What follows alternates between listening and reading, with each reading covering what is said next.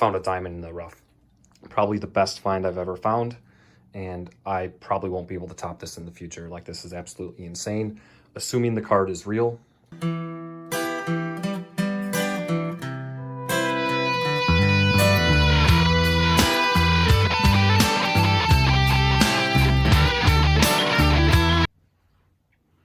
YouTube, Kurt Curtis, part-time eBay seller, dividend stock investor. This week was interesting. I guess it was a little bit slow, but I did still sell some items. Not as many as I like, but can't complain. Still getting some sales. I did one buy as far as sourcing goes. I had an offer up deal. I bought a box of magic cards. And so yeah, in this episode, I'm going to show you everything that sold. After that, I'm going to show you the box of magic cards I picked up and sorting through that. And then from now on, actually once a month, I'm actually going to go over my dividend stock portfolio and let you know the dividend payments I'm getting, what companies are paying me, and that kind of thing. So let me know if you like that. If you don't, that's why it's at the end of the video. You can just skip it over if you just like the eBay stuff. But yeah, let's get to it. All right, first sale of the week is this Snoopy Come Home DVD. This is new sealed. I got this for $2 at an estate sale. Ended up selling for $14.24. Next up, I sold a puzzle. This one's called Grand Old Flag. This is new sealed. I got this for $1 at a yard sale. Ended up selling for $25.49. Sold a video game. Got a GameCube game. This is disc only. It's Ty the Tasmanian Tiger 2 Bush Rescue.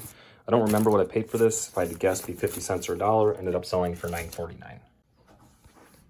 Next up, I sold this Porter Robinson t-shirt. I paid $1.20 for this at a thrift store. Ended up taking an offer for $20 for this. So I did make a mistake here. This shirt was in good condition. It didn't smell, didn't need to be cleaned, and I washed it anyway, and it resulted in this. It kind of like messed up the bottom. And just, if this shirt was how it was when I bought it, I probably could have got $40, $50 for it. But ended up like this because I washed it. So going forward, if a shirt doesn't need to be washed, like it smells fine and there's no marks on it, I'm probably not going to be washing at least a valuable shirt. But either way, still not a bad flip. Sold a DVD. We got CSI, the complete first season. This is new sealed. I'm going to guess and say I paid $1 for this. Ended up selling for $9.99. Sold this Unearth t-shirt. This is a metal band, pretty cool shirt. Don't remember what I paid for this. I think I got this at a thrift store. Ended up selling for $12.74. Sold a CD. Let's see, here it is. This is new sealed. It's a Butterfly Guided Healing Meditation. I got this for $1 at an estate sale. Ended up selling for $22.49. Next up, sold this women's Athleta, like long sleeve, I don't know, like running shirt, workout shirt type thing. This was just given to me and it ended up selling for $18.99. Sold a book. Got this vintage book, Milton Cross, Stories of the Great Opera. It's in a little bit rough condition. I got this for $1 at an estate sale. Ended up selling for $11.99. Next up is a video game. Got this Nintendo DS game, Children of Mana.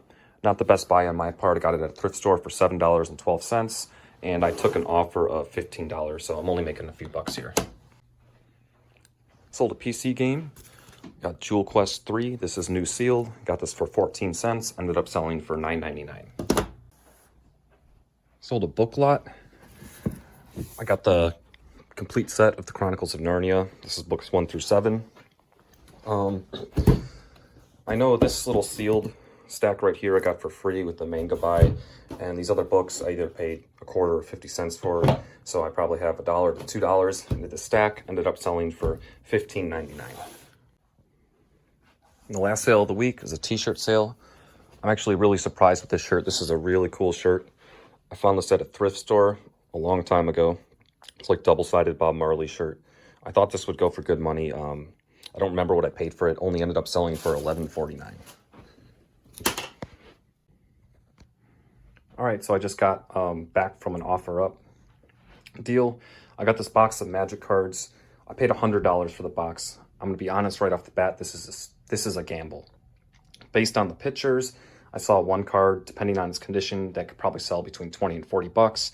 And I saw one card probably sell around 15. Everything else, I don't know. I'm gonna go through this and basically look up cards individually. I have experience with Magic cards. I played this game for 2 years in person, and I still play online on MTG Arena. So it's a little bit easier for me to kind of research this kind of stuff. I started on eBay selling Magic cards, just my collection, because I don't play in person anymore. So that's how I got started with eBay. If it were up to me, I would only sell Magic cards and nothing else, because it's just something I like to deal with, and they're super light, super easy to ship, and you don't have to test them. The only thing you have to do is know how to like say what condition the card's in. But yeah, this is gonna be a little bit of project for me, but it's okay because I have nothing really else to do with no yard sales and all that kind of stuff happening right now. I'm gonna go through this right now, separate the rarities. So I'll show you if you're not familiar with Magic cards. So this is the set symbol right here, and there can be the same card but in different sets, and the value can depend on the sets.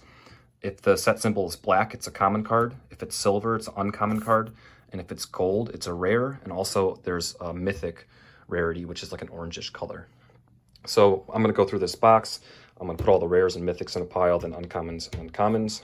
Most of the time, commons don't have much value, but yeah. So you have to be aware of the set, because this card might have several different printings, but depending on what set it's in, the value could be a huge difference.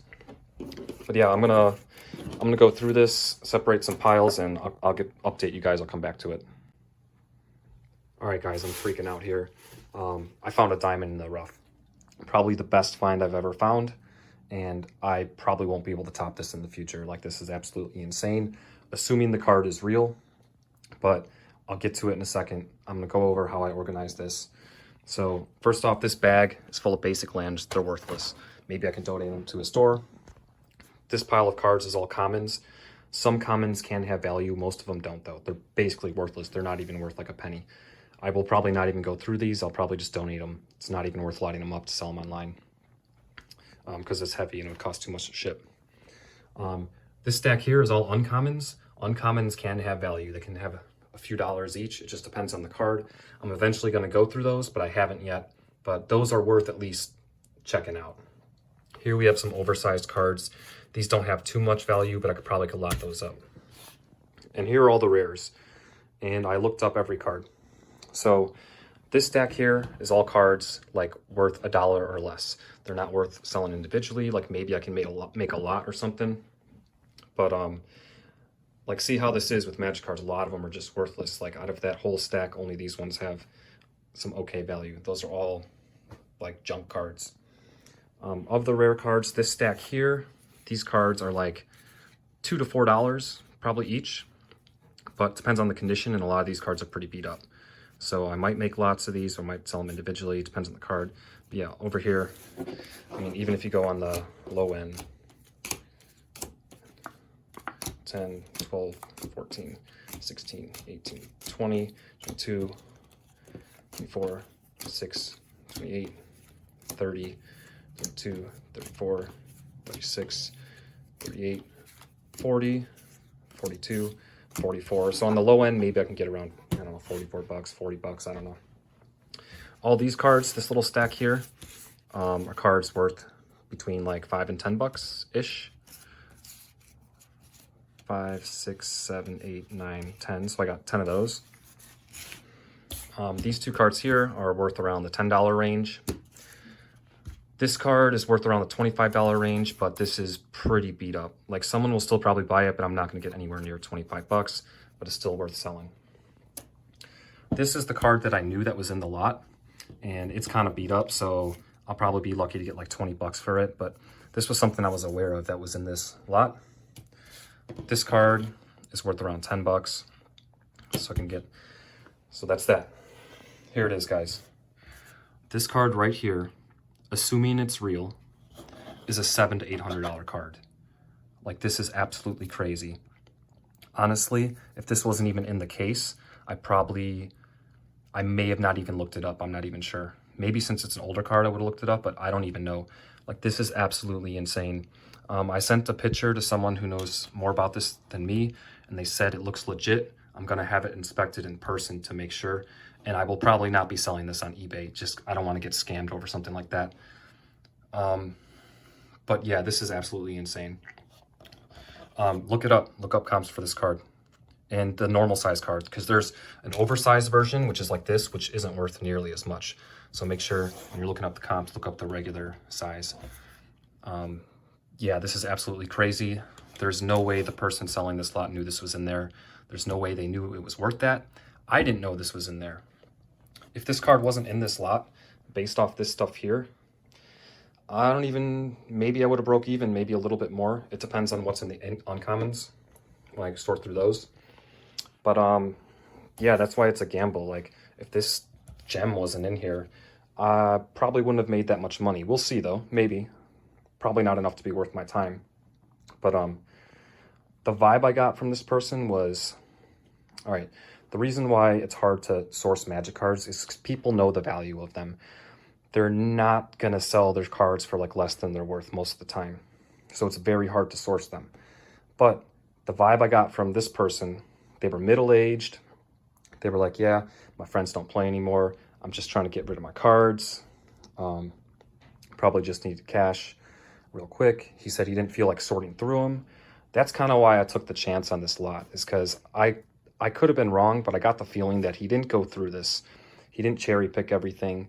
This is just all the stuff he had, and he was just getting rid of it. Most of the time, if you're sourcing magic cards, like I said, worthless. Worthless. Probably 99% of that, worthless. Even these only worth a few bucks. So out of all that big box, there's only, you know, a few that are actually worth good money.